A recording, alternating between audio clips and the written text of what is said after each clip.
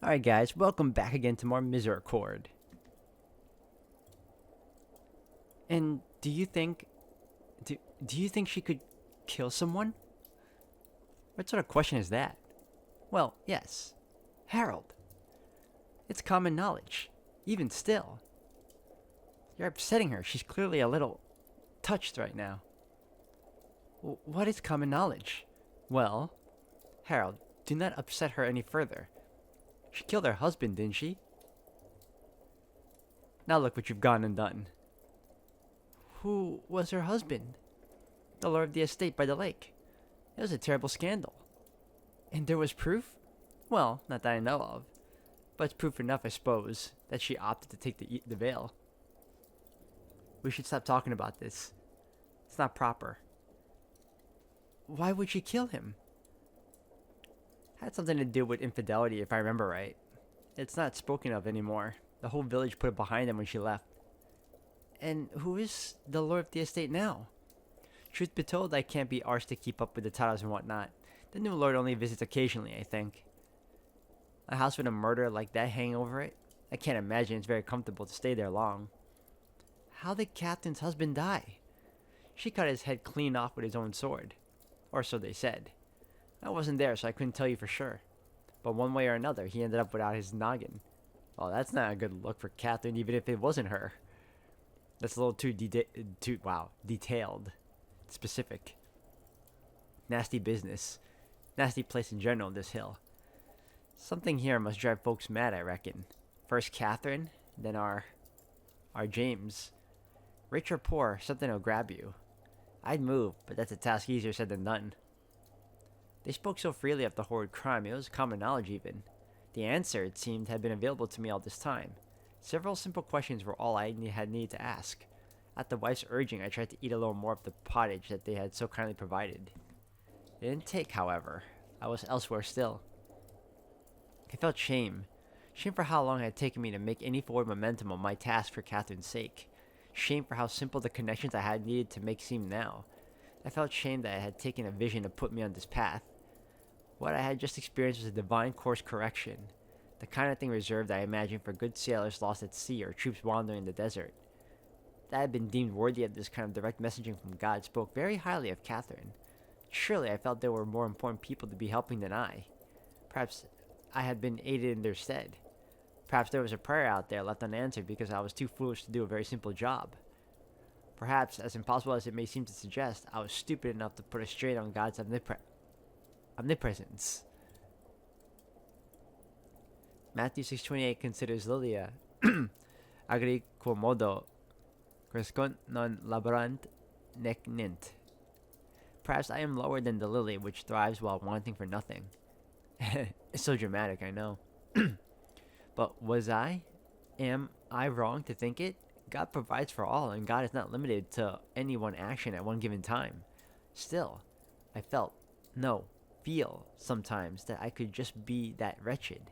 Of course, as I might remind myself in a better mood, that's conceited talk. Or perhaps I am allegorizing the flowers and the birds too heavily, as Augustine warns us about. Who am I to complain after all? I suffer far less than Job, yet here I am lamenting more than he ever did. Whether I am damned or just conceited, there is no path that leads me away from shame. Ah, that must be your friends. The man stood up to get the door. I did not turn around. I was deep in thought, staring into that fireplace. The flames were more comforting, more understandable than any pair of eyes I had ever looked into. I could hear pleasantries being exchanged, footsteps on the wooden floor. I could feel two cold, wet presences approaching behind me. Soon I would have to leave the comfort of the fireside to join them. Hedwig. Sister Moira. Sister Eustace. Can you forgive me?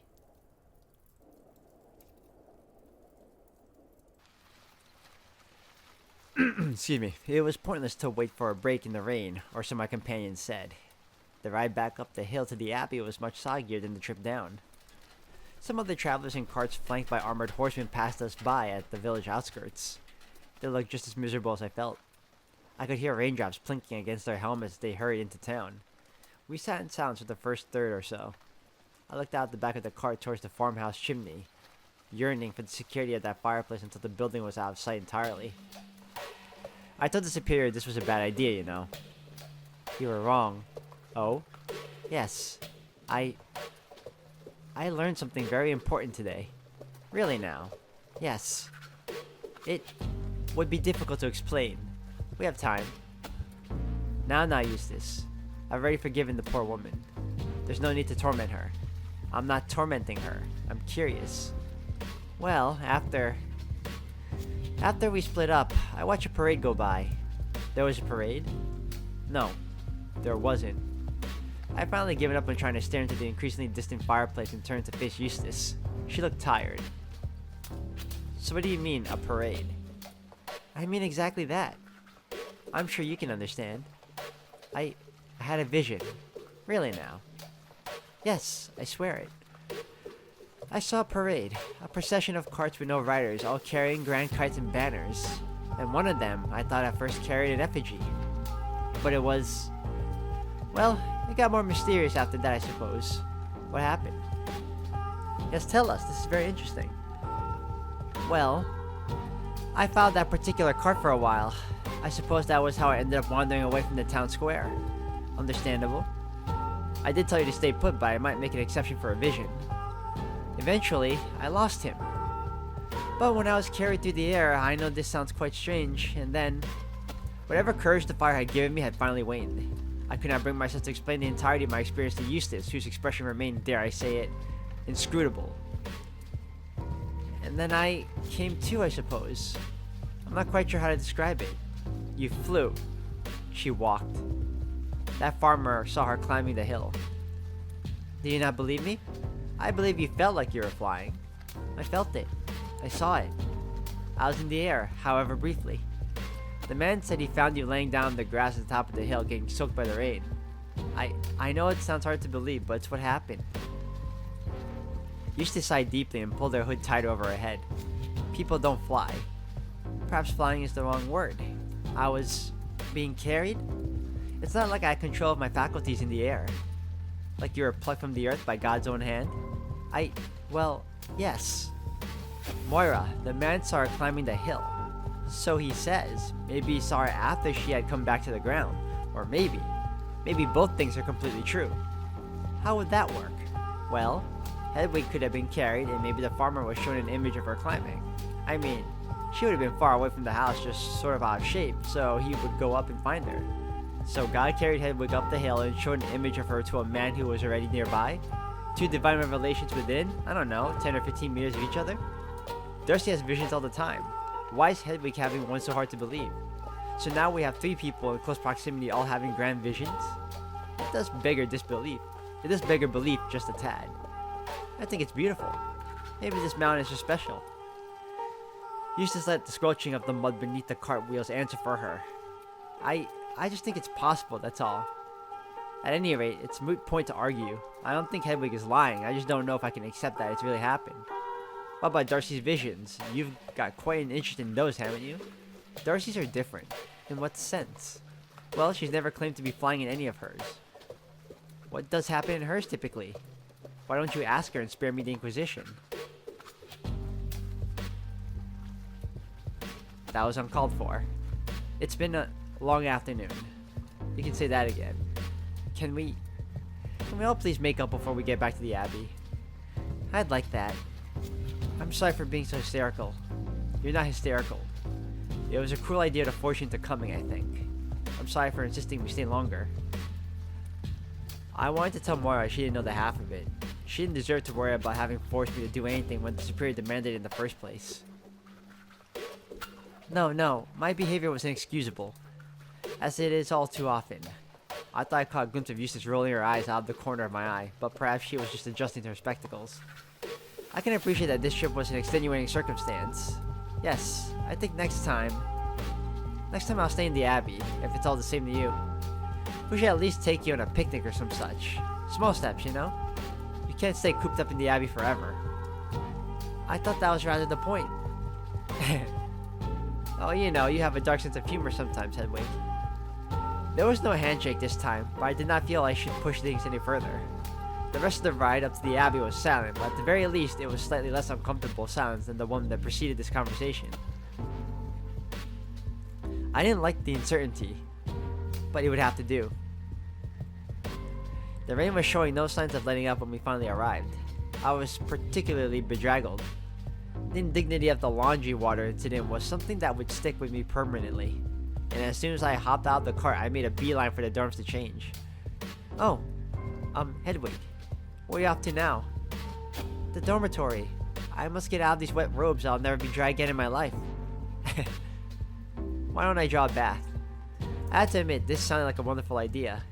You know, I think I would like a bath very much. We all would after an outing like that, I think. What day is it again? Ah, November the 21st, I think. Perfect. I froze. I had not realized that Moira had meant we should all bathe together at once, and I did not like the idea at all. Oh, perhaps I'll have one tomorrow. Nonsense. You'll catch a cold if you don't. Do we even have time to heat up water for it? With any luck, someone else already had the bright idea to take a bath today. I couldn't help myself. I groaned aloud and pulled my hood over my eyes. What's the matter? I suspect. Well, you don't have to join us, Hedwig, but I think it's a good idea. Well, that decides it. Curse my wretched body. I would have escaped this humiliation if it weren't for the little sneeze, I'm sure of it. Oh, go on then. You two run on up and get your change of frocks. Eustace, would you mind getting mine? On it. We made our way upstairs to the dorms quickly, dripping water all along the way. At the top of the stairs, I nearly ran straight into Darcy. Oh, good, you're back. I was just looking for you, Eustace. Hello, Darce. Do you have a minute? I need your help with something. Of course. Hedwig, would you mind getting Moira's clothes? Here's the door between Catherine and Darcy. Oh, yes, I can do that. Eustace nodded and Darcy hobbled away, back down the staircase. Eustace stopped for a moment on the landing, however, and turned to me. That reminds me. You should talk to Darcy later, you know? About your vision. Oh, yes, I will try to remember to do so. Eustace nodded and disappeared down the stairs after Darcy. I quickly scooped up my dry frock from my dormitory. No suspiciously placed books in my dorm bed, I noted. It felt wrong to intrude in Moira's room, but at this point I desired nothing more than to get this whole exercise over with as quickly as possible. I opened her door and slipped inside on the lookout for her spare clothes immediately. The last thing I wanted to do was gawk at somebody else's room uninvited. I couldn't help but notice how neat and tidy it was, however. There was a beautifully carved crucifix hanging on the wall above her pillow, and her reading desk was meticulously stocked with papers. A handsome quill sat next to an ink pot as well. To cap it all off, there was a beautiful little box resting in the desk next to the organized papers. The wood was clearly expertly carpentered, and it was gilded in a regal yet understated fashion. Excuse me. The whole room had a sense of carefully considered elegance to it. It was perfectly fitting for Moira. Simple but radiant, not vain but reverent. Please do not tell Moira. I just described her as simple. I did not mean it as an insult. Approachable. Uncomplicated. Steadfast in her positivity. The bath situation is a perfect example of what I meant. I had been so cruel to her in the village, and to be perfectly honest, Eustace wasn't exactly kind to her in the cart either. But Moira's instinct was to bring us closer together. There's a simple beauty to that. I think so, at least. Anyway, I quickly identified an impeccably folded set of clothes next to her bed, underneath the window. I scooped them up quickly. As I turned around, however... No. The pile of clothes I was carrying, I think, had brushed up against the quill resting on top of her desk. I watched it tumble end over end to the floor, carrying the inkpot with it. No! Black liquid oozed out of the pile of broken glass. I scurried away and closed the door behind me in a panic. I checked the bottom of my shoes. There was nothing there, thank God. In reality, it was dead silent. But I promise you, I could hear the bubbling, oozing, and dripping of the undoubtedly expensive ink I had just splashed all over the floor behind the door. If it's not one thing, it's always another with me. Was I being punished for dawdling once again? Should I have emphatically refused the offer of a bath and instead made a beeline to the superior's office? Should I have gone then at that very moment? Truthfully, I only came to that conclusion a bit later. In the actual moment, all I could think about was what to say to Moira, or if I would say anything at all. It's shameful to admit, but I was frankly terrified of putting any strain on our relationship at all after my embarrassing display in town. Moira was endlessly forgiving, but I worried that even I could find an end to her graciousness if I kept imposing upon her. And so I decided I would leave this. I couldn't leave quickly enough. I practically flew down the stairs. Suddenly, I was very eager to get into the bath. Anything was better than being caught red-handed with a broken bottle of ink, even burying myself in front of Moira and Eustace. Moira was already in the tub by the time I arrived. She beamed as I entered the room. I kept my eyes low and deposited her change of clothes close to the edge of the wooden tub. Ah, was Eustace waylaid? Yes, Darcy needed her for something. Well, thank you kindly. I realized there were 2 tubs similar to the one I had used to bathe in my first time out of my cell. At the very least, I was relieved I was about to submerge myself in water rather than stand awkwardly in one of the many smaller wash basins stacked against the wall. I've been using those to wash myself whenever I could squeeze in a trip to the baths alone after I had discovered to some horror that communal bathing was considered the norm here. I thought 2 big tubs might be nice. The water's not hot, but it's pleasant.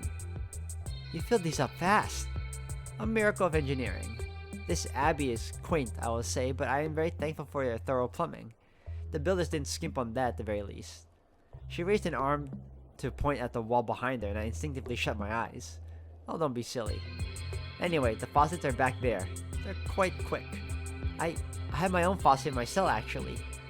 But I didn't know I was connected to anything greater.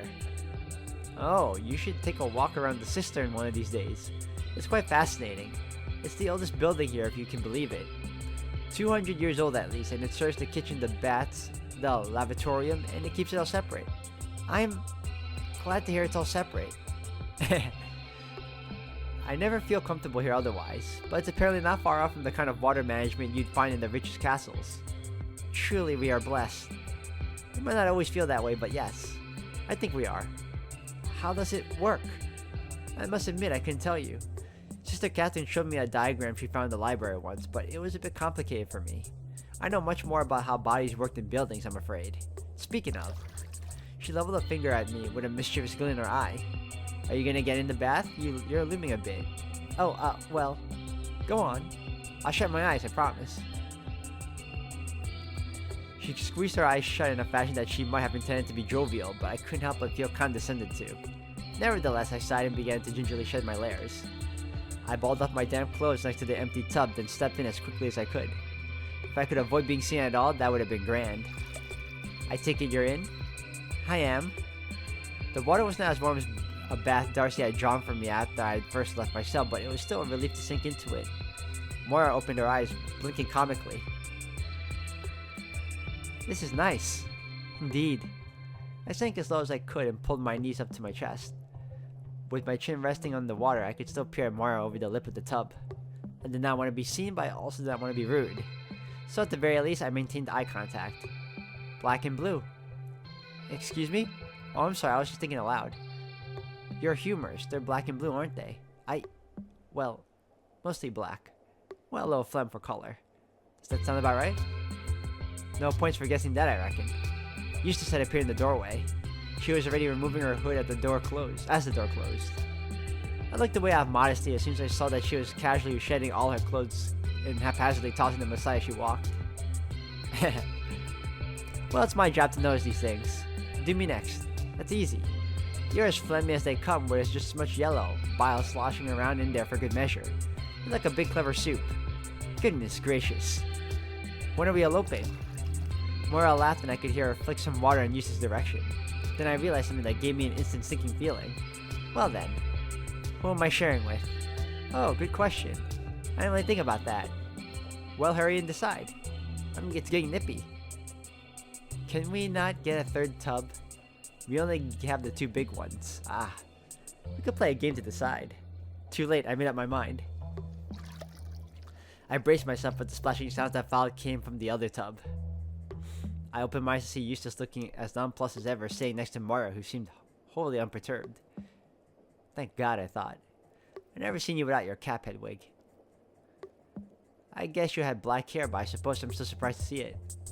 Really, I feel like I knew the moment I saw her. Are my humors that pronounced? Yes, but whose aren't? You put much more stock in that sort of thing than I do, I suppose. Well, it's my duty to know. True enough. What color do you think my hair is, Hedwig? You're always wearing that thing in the bath, but I think I know. I'm asking Hedwig. Moira was still wearing her cap. She gestured at her cap, her head, dripping water onto Eustace's bushy brown hair in the process. I wouldn't really know how to deduce that. Take a wild guess. I frowned, squinting at Moira's eyebrow from across the room. Some sort of, I don't know, dark brown? Chestnut brown? I was thinking brown too. I feel like it's not black. Does the accent not give it away? Ow. Moira elbowed Eustace, chuckling. No cheating. It feels like there's a clue you want me to recognize that I'm just not seeing. Hearing. Top of the morning to you, Hedwig. I don't get it. Oh, red? Oh my god. Don't say that. With an impish grin, Moira tugged her cap up a little. A few locks of jet black hair draped across her face. Oh, it's jet black. Oh. Huh? Just like you, Hedwig. How nice. Consider me surprised. Did you expect a fiery Irish redhead? Exactly. You win, you win. I genuinely had no idea what she was talking about. In fact, I was slightly irritated. I hadn't expected anything. How could I have? Even the considerate and kind Moira couldn't remember that until recently. My entire world had been a few meters across. Sorry for the misdirect. I couldn't help myself. Redheaded. Like King David. King David had red hair. I thought he had brown hair. What does it say in the Bible? He's described as Rufus, which means redheaded. Oh, I always took that to mean he was, well, you know, red-faced. As in his whole head is red. Really? Well, I could see that interpretation, but besides, in Song of Solomon, I remember thusly. My lover is red-headed, his hair curly and black. Golden face is used similarly to red-headed here, I should think. You might be right. This is so exciting. I'm caught between two true scholars. It's like I'm a real counselor. I'm at a real council. It's our job. That's right. Still, I like Hedwig's interpretation. It's fun to think about David having red hair. It's dramatic. I didn't care for Moira's use of the word interpretation here. Either Eustace was correct or I was, and I didn't much like the idea of being wrong, but I was grateful for the support. The conversation subsided for a while, and I became all too aware of the fact that this was a peculiar state for three women who had been at each other's throats earlier in the day to find themselves. Well, two women at each other's throats. The third one was more of a mediator. I worried that Eustace and Moira felt the same way and prodded them with questions. So, do you all do this often? I should hope so. Bathing is very important for your health. I think she means, together. Oh, yes, well, it's a little embarrassing at first, I suppose, but it's efficient, isn't it? I don't really plan around it, but there's enough of us here that you're going to run into someone else eventually. It's how things are done in the world over. The Romans had huge communal bathhouses. Monks wash together too. I must admit though, a private bath every now and then is to die for. I suppose I've been lucky. Whenever I come to use a wash basin so far, I've been all by myself. Is it difficult being around other people, I mean? I really should have made sure this wouldn't be too big of a leap for you, especially after the day you've had. I'm quite alright. But I'd rather no one looked at me. Ever. That's right. Not while I'm in the nude, certainly. It's nothing we haven't seen before. They spoke in unison. Eustace down low, Moira up high. Still, all the same. But I understand. If I take my spectacles off, you're just a pale smudge. Would that help? I prefer that over being defined. Right you are. I'll pop them off when it's time to dry off. By the way, Eustace, are you ever worried you'll drop your eyeglass in the water? Those are really expensive, surely. Unbelievably. I'm lucky to have them. They're huge. I dread to think how much they cost. Is glass expensive? Very. Oh goodness, yes. I'm sure you've noticed that there aren't too many glass windows here. Let me think. There's the Superior's office window, the chapel. I've had these for a very long time and I hope they last. My eyesight's always been dreadful, but it could always get worse. Goodness, I'll pray for your sake. I wouldn't wish couching on my worst enemy. Couching? You cut the eye open and then, I won't go into details. Thank you. So, Eustace, tell us. How did you afford those? That's a little forward, don't you think? True, but, well, we're already in the bath, aren't we? Fair enough. I did some work for a glassmaker a long time ago and took these instead of a monetary payment. Ooh, what sort of work? Same as I do here, really. Information organization, maintaining a library, managing orders and logging events, that sort of thing. I was about to say that sounded like a lot of work even for a pair of glasses, but I suppose none of us are being paid at all here. I get by fine. I don't miss the old job. What made you come here? Well, I had always wanted to retire to the countryside. And once I had this sturdy pair of eyeglasses, I reasoned, what else could I do? What else could I possibly want for? Oh, I don't know. A rich husband, a beautiful home. Heh. I never wanted those things. Nor I. I did once upon a time. Now, though, I agree with you too, I think. At the very least, I'd take more than that to get me away from here. You know, over the past few weeks, I've been so overwhelmed by everything new to me here. I'm not sure I'll ever truly get used to it. This life of asceticism might feel simple to you, but it'll never be simple to me. I was prepared to spend my whole life with much less than all this. That is a very helpful perspective, actually. Yes, that's important to keep in mind, I think. Are you feeling better after everything? Everything that happened today, Hedwig? I don't know. Most of all, I just feel embarrassed. As I feel about my behavior in the Misericorde, yet still. Forget about it. Yes, there's no need to worry, really. I think I would fare worse if I were in your shoes. And we can help you get better. In fact, I think it's our responsibility. Perhaps it's because we were all relaxing from our baths, or perhaps there was something to be said for being naked and vulnerable in a room with other people after all. But this second round of apologies for the day felt genuine. I wondered how the ink on Mario's floor was faring. It was hard to relax with that in the back of my mind. The conversation slowed down as we all focused on washing the scrubbing, and I soon realized that most difficult challenge was yet to come. When we're all done and it's time to, get dressed, could I go first? Of course, but why? Well, it's just like we've been talking about. I'm not used to all this and, it's a bit embarrassing. Yes, that's it, exactly. Won't it be more embarrassing having us just sitting here watching you? Don't confuse her. I'm trying to help. No, she's right. I mean, the most embarrassing would be all of us at once. Why? Because then you'll both see me and I'll see both of you and we'll be close to each other. What if Eustace and I both close our eyes? That would work, would it? Or what if you two went first and I closed my eyes? That seems more, efficient. I wasn't aware that efficiency was a concern. Honestly, this is the most I've ever had to think about being naked. Hedwig, I appreciate the offer, but I'm happy with letting you go first. And closing our eyes. Yes, don't be difficult. We just said we'd do our best to make her comfortable. I have no problem with that broadly, but doesn't it feel a bit weird to worry this much about seeing each other in the buff? Naked, I came from my mother's womb and all that. Who cares? That's not for us to judge. It is a little bit. What about Matthew 5:28 or Leviticus 18:9? Again, with the Leviticus, we're not actually sisters. I don't think that passage applies. Sisters are a term of formal address. It has nothing to do with being actual siblings of any sort. I know you know that. She was right, of course, but that just irritated me more. I had really been counting on my superior scriptural knowledge to excuse me from being personally embarrassed, but alas. Thinking about it, Hedwig, I know this might be difficult, but how about we all just try doing it the normal way? Getting out and getting dressed all at once. I think Eustace is right to some degree. Judas! In what sense? That it'll be more difficult in the long run if you don't get used to it. I don't think that's anything you need to worry about. I'll just keep bathing alone when there's no one else here. Can we make a decision before I get too prudy? I think we should all get out on the count of 3. You said that you weren't going to push me as far anymore.